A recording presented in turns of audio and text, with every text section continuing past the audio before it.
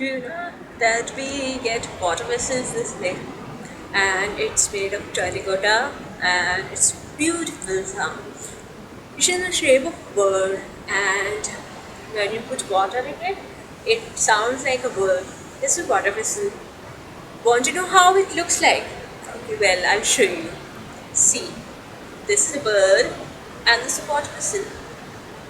Shall I try and see?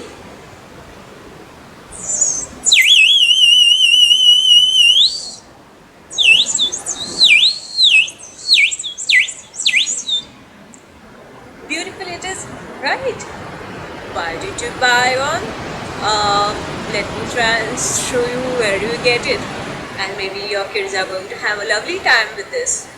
It's time for some chirping and words, right? So that's here with you. Water whistle, a nice discovery.